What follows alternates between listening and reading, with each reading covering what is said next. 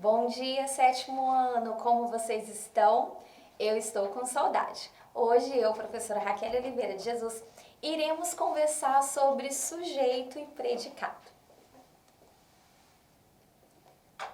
Eu trouxe para vocês uma fábula de Monteiro Lobato. Será que vocês já conhecem? A rã e o boi? Bom, iremos ler agora. Tomava um sol à beira de um brejo, uma rã e uma saracura. Nisto chegou um boi, que vinha para o bebedouro. Quer ver? Disse a rã. Como fico do tamanho desse animal? Impossível, rãzinha. Cada qual como Deus o fez. Pois olha lá, retorquiu a rã estufando-se toda. Não estou quase igual a ele? Capaz, falta muito, amiga. A rã estufou-se mais um bocado. E agora? Longe ainda. A rã faz novo esforço. E agora? Que esperança! A rã, concentrando todas as forças, engoliu mais ar e foi estufando, até pluf! Rebentou como um balãozinho de elástico. O boi, que tinha acabado de beber, lançou um olhar de filósofo sobre a rã moribunda e disse: quem nasce para 10 réis não chega a vintém. Então essa fábula ela fala muito sobre tudo aquilo que a gente sente, para a gente aceitar como nós somos e mesmo querendo ser igual ao outro, desejando, admirando o outro, nós nunca devemos ter esse sentimento de inveja. Bom, vamos reler algumas frases. Tomavam sol à beira de um brejo, uma rã e uma saracura. Observem que o meu verbo tomavam está no plural, na primeira pessoa do plural. Na terceira pessoa do plural, elas tomavam. Elas quem? De quem que eu estou falando? Uma rã e uma saracura, ok? Então, o meu sujeito, de quem eu estou falando, uma rã e uma saracura, tomavam sol à beira de um brejo. Segunda frase, a rã estufou-se mais um bocado, ela inflou. A rã, eu estou falando dela. E na terceira frase, a rã faz novo esforço. Observem que na segunda e na terceira frase, o verbo está no singular, porque está se referindo a ela. Ela quem? A rã. Quando eu tenho essa coerência, essa concordância entre o meu sujeito e o meu predicado que eu estou falando dele, eu falo que é uma concordância verbal, que é aquela adequação. Se eu falo de muitas pessoas, ou seja, de grupos diferentes, o meu verbo vai concordar com ele. Então, todo aquele que eu falo, aquele de quem eu falo, eu chamo de sujeito. Sujeito, na função sintática, é um termo sobre o qual se declara alguma coisa. Minha mãe comprou uma bicicleta. Estou falando de quem? Minha mãe. A professora Raquel está explicando a matéria. Estou falando de quem? A professora Raquel. Então, o sujeito é de quem eu falo. Pode ser cachorro, pode ser objeto, pode ser qualquer coisa. Estou falando daquilo ou daquela coisa, ele é o meu sujeito. O sujeito, ele pode ter 5 classificações. Sujeito simples, quando apresenta um núcleo, sujeito composto, sujeito desinicial, sujeito indeterminado ou ainda a oração, a minha frase, pode não ter sujeito. E é chamada de oração sem sujeito. Então, recapitulando, sujeito é o termo que eu me refiro. E o predicado, que palavra nova é essa? Predicado é tudo aquilo que eu declaro, que eu falo sobre o meu sujeito. O sujeito apresenta um núcleo, ou seja, é a palavra mais importante. É aquela receita que eu não posso, aquele ingrediente que eu não posso deixar de colocar na minha receita. Se eu falo, pessoal, em casa eu vou passar uma receita de chocolate muito bacana para você. Qual é o único ingrediente que não pode faltar na sua receita? O chocolate. Se eu vou fazer um bolo de cenoura, qual é o único ingrediente que não pode faltar?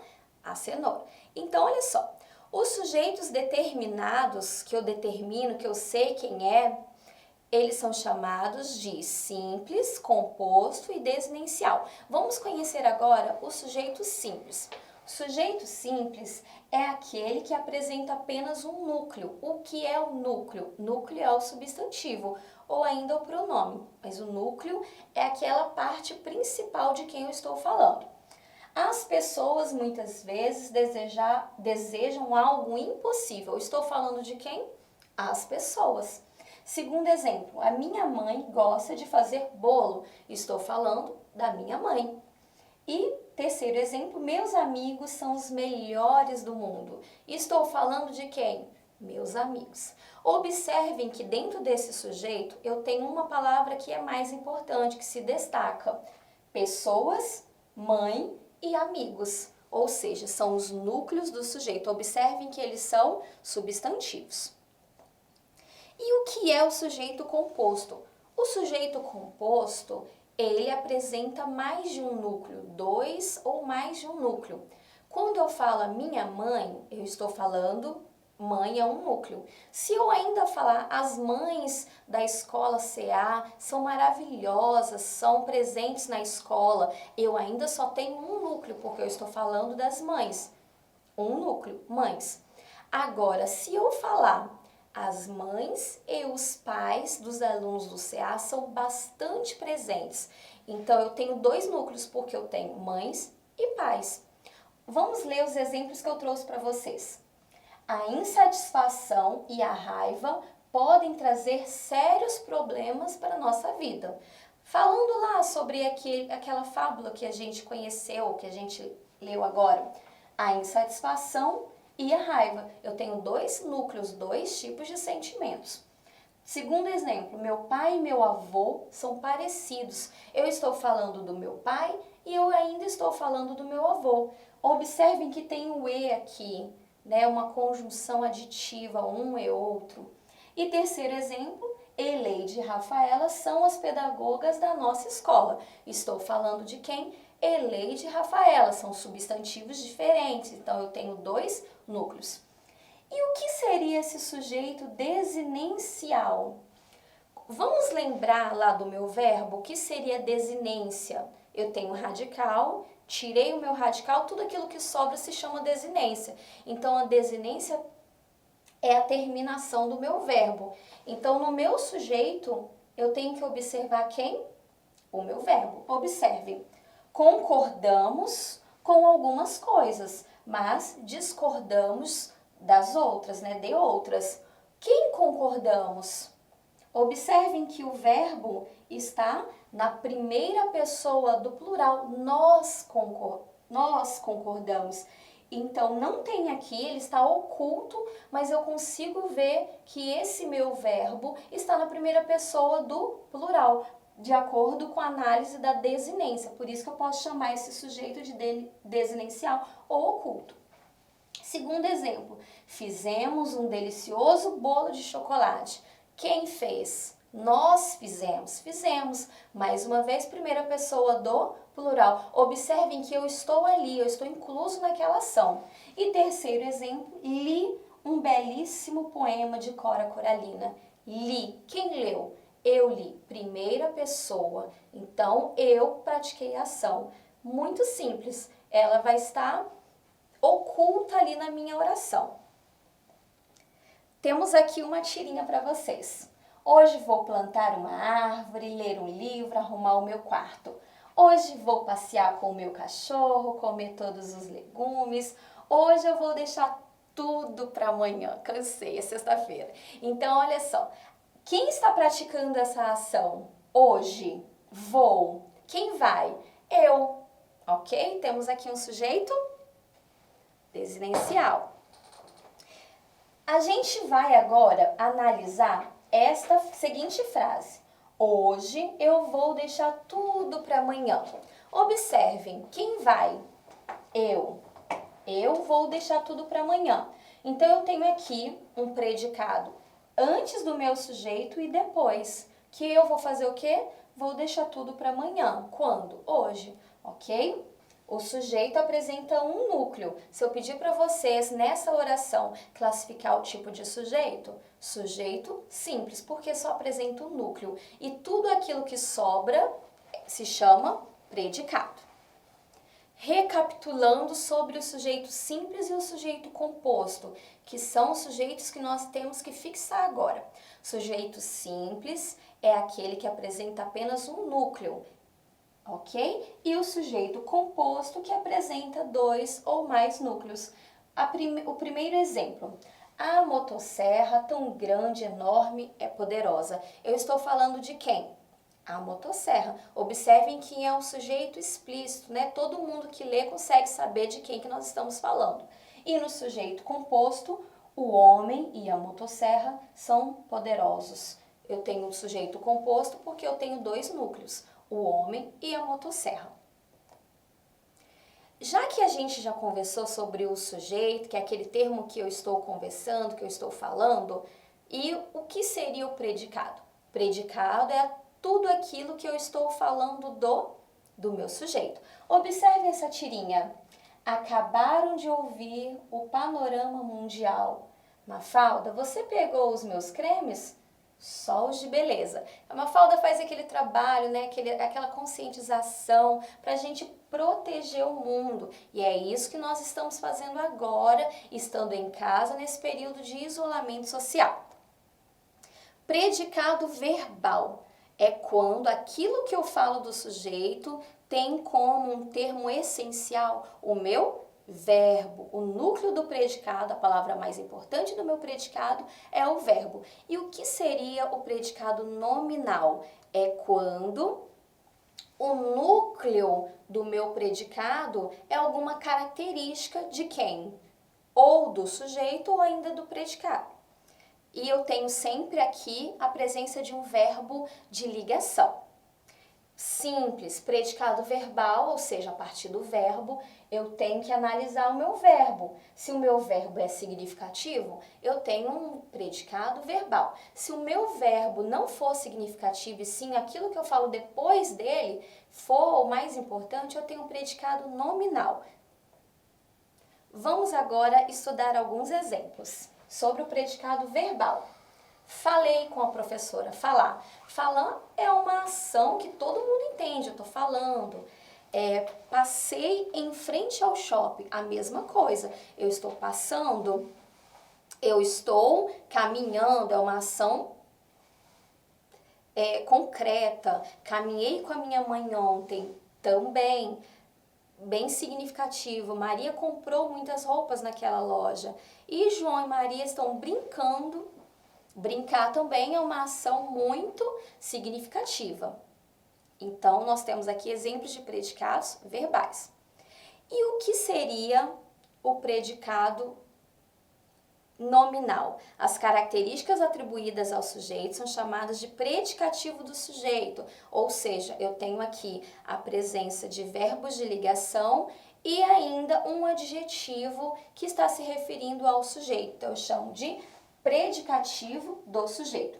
Os meninos eram brincalhões. Quem eram brincalhões? O eram ou brincalhões eram os meninos? Os meninos. Então, se eu estou me referindo lá no predicado sobre o sujeito, eu chamo de predicativo do sujeito. A margarida é uma flor. O que é uma flor? A margarida. O caminho está tranquilo. O que está tranquilo? O caminho. Maria está radiante. Quem está radiante? Maria. E João parece feliz. Quem está feliz? João.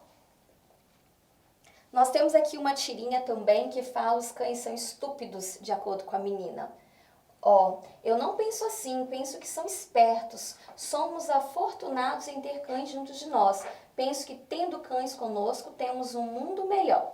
E aí o Calvin dá um abraço no seu cãozinho. Então o predicativo ele exerce uma grande importância dentro da oração porque ele fala sobre o meu sujeito, né? Ele lhe atribui características. As características atribuídas ao sujeito são chamadas de predicativo do sujeito, ok? E no predicado nominal, esse verbo sempre será o verbo que nós chamamos de estado. Vamos observar essa frase. Até eles já estão preocupados. Eles é o meu sujeito, já estão, o verbo não tem muito significado, já estão o quê? Preocupados. Preocupados é o modo como eles estão. Então, aqui eu tenho o predicativo do sujeito. Observem que dentro do predicado, a palavra mais importante é preocupados. Então, se eu tenho verbo de ligação aqui e esse complemento está se referindo ao sujeito, se chama predicado nominal, que é também chamado de predicativo do sujeito. Alguns exemplos. Os verbos ser, estar, continuar, andar, parecer, permanecer, ficar e tornar, quando dá a ideia naquela frase sobre um período, sobre algo momentâneo.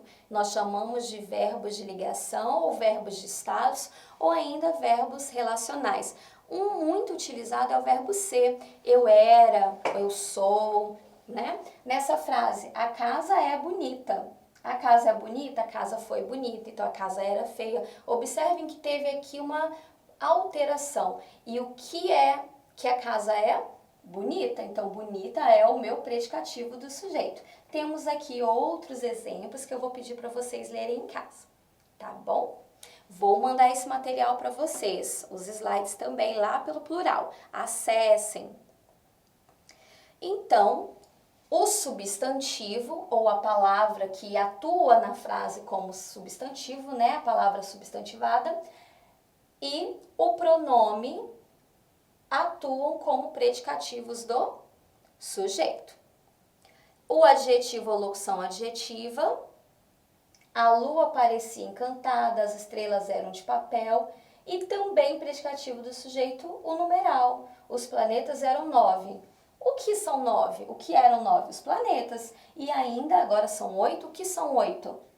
Os planetas. Estou me referindo a quem? Ao meu sujeito. E para a gente encerrar a aula de hoje, eu não falei que eu li um poema muito bacana de Cora Coralina? Tá aqui o poema para vocês. A vida tem duas faces, positiva e negativa. O passado foi duro, mas deixou o seu legado. Saber viver é a grande sabedoria, que eu possa dignificar minha condição de mulher, aceitar suas limitações e me fazer pedra de segurança dos valores que vão desmoronando. Nasci em tempos rudes, aceitei contradições, lutas e pedras como lições de vida, e delas me sirvo, aprendi a viver. Um grande abraço e até a próxima aula.